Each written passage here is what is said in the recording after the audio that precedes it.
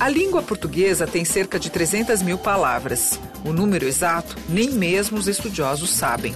O certo é que a língua está sempre em movimento, se reinventa todos os dias. Palavras antigas ganham diferentes usos e significados, e outras novas entram para o vocabulário. Deletar, cipar, debugar, trollar. E tem também aquelas palavras que não deixam de existir, mas caem no esquecimento. Ela fala discoteca, eu não entendo porque agora é balada. Cucuia. Supimpa. Borocochô. É massa. Brucutu. São gírias que não se utilizam mais hoje em dia. A necessidade de registrar e guardar palavras é antiga. Começou por volta de 2.600 anos antes de Cristo. Os sumérios, que viviam na Mesopotâmia, onde hoje é o Iraque, inscreviam em tábuas de argila, criando repertórios com nomes de profissões, divindades e objetos do cotidiano. Foram os primeiros dicionários da história. Então, esses primeiros dicionários, eles procuravam explicar as palavras, né, numa língua, ou então mostrar o equivalente na outra língua, com fins de comércio, né, de contato, de comunicação em geral. Os dicionários, como conhecemos hoje, surgiram durante o Renascimento, começando pela tradução das línguas clássicas como o latim para os idiomas modernos.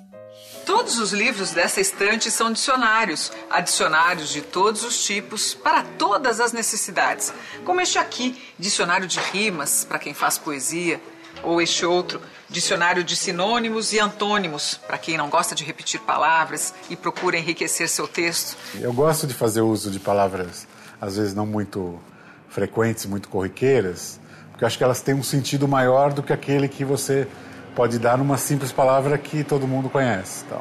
E acho que isso estimula as pessoas a fazer uma pesquisa dentro do nosso vocabulário. O dicionário tem uma função que é de recolher palavras que existem na língua.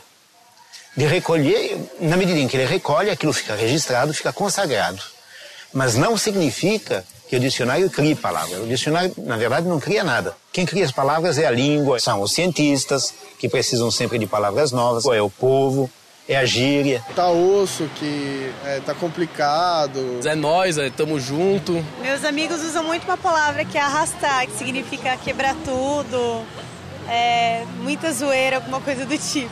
Quando você fala, tô zoado, é porque você tá zoado, você não tá bem. Eu sou muito curioso em relação a palavras. Principalmente para ver as diferenças quando é CH, X, eu tenho bastante dúvida nesse sentido. Quando eu não conheço uma palavra, ou mesmo quando eu estou escrevendo e quero escrever melhor ou mais bonito. Então, como diz a gíria, eu procuro o pai dos burros. É o pai dos inteligentes, porque a gente vai lá se instruir. Este é um livro raro. O Dicionário de Brasileirismos, de Rodolfo Garcia, publicado em 1915. Foi um dos primeiros dicionários de língua portuguesa a incluir palavras brasileiras. O reconhecimento de que o Brasil fala uma língua que não é a língua de Portugal foi um processo muito lento, que, de certo modo, tomou forma durante os anos que se seguiram à independência. Então, entre, digamos, 1822 e 1900... aparecem muitas manifestações de pessoas que dizem nós falamos uma língua nacional. E nacional é não português. Todo mundo tentou contribuir com alguma observação para essa ideia. E o mais imediato, não diria o mais fácil, mas o mais imediato é procurar palavras que só são usadas no Brasil e que não são usadas em Portugal. Vamos ver aqui, por exemplo, a palavra caatinga, que é uma região caracterizada por florestas de árvores de pequeno porte, de folhas frágeis, que abrange o norte, o nordeste e outros estados. Realmente, os portugueses não poderiam incluir essa palavra no dicionário antes, porque nem conheciam esse tipo de paisagem por lá. Atualmente, os dicionários estão ao alcance de todos, nas versões impressas e também na internet. Basta ter curiosidade ou necessidade e milhares de palavras se apresentam diante de nós, prontas para serem usadas. Déspota significa contratar. Eu acho que eu vou ter que procurar essa palavra agora. Vamos lá, tá difícil. O significado da palavra déspota é o seguinte, que ou quem exerce autoridade arbitrária ou absoluta. Disse de governante. É, curioso. Estou procurando a palavra rubicundo. Rubicundo significa cujas as faces estão muito avermelhadas, né? E eu não sabia o que significava, agora eu sei. Esse sol está me deixando rubicundo. Procrastinar nada mais é do que adiar. Eu estou procrastinando a minha consulta.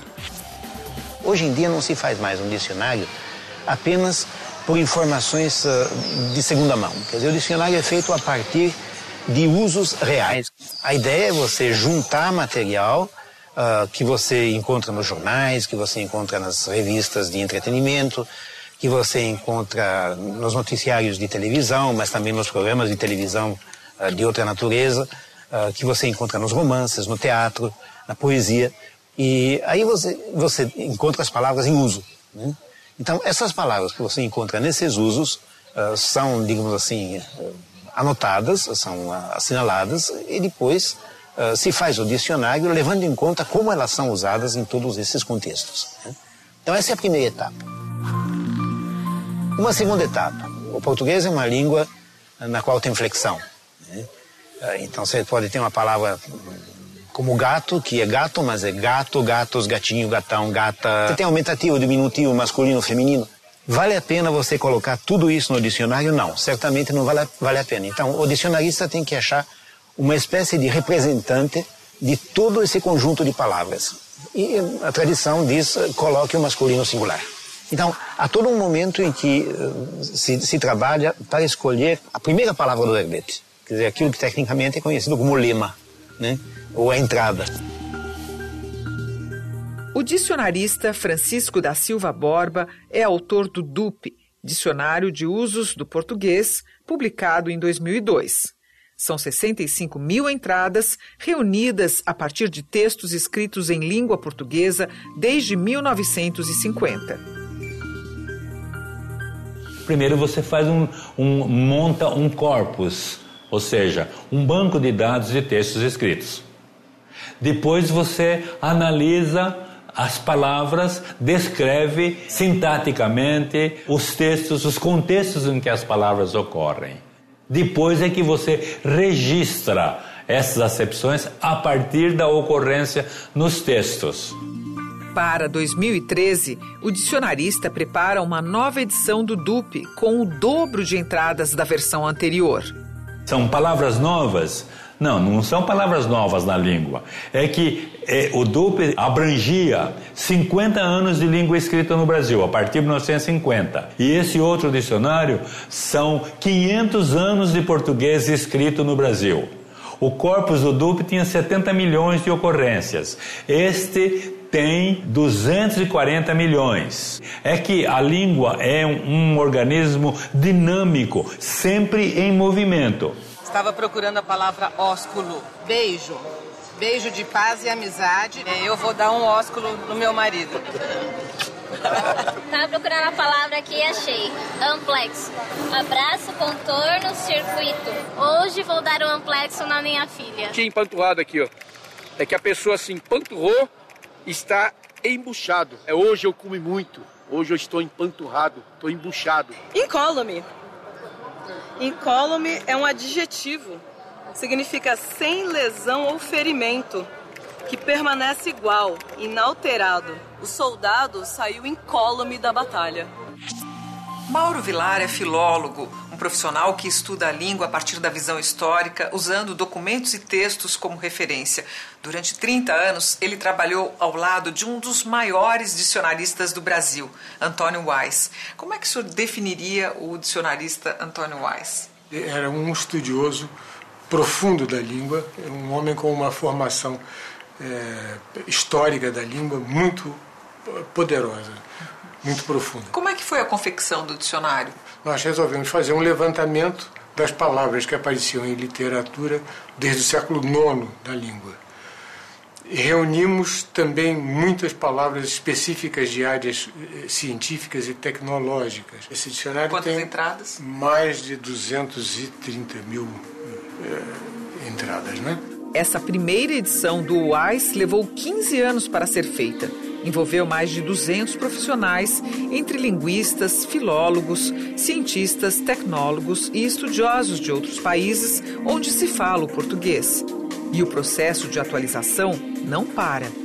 Só que hoje, com a internet, até o trabalho dos dicionaristas ficou mais fácil. É preciso ficar especialmente ligado na internet e nas publicações, jornais, revistas, para retirar as palavras novas e registrá-las.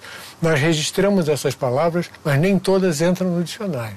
É preciso dar algum tempo para saber se elas vão vingar na língua, porque muitas, especialmente palavras de gíria, por exemplo, elas muito rapidamente evanescem. Elas são palavras que são feitas para colorir a língua e tem que sempre haver uma nova criação, porque aquelas se gastam, né?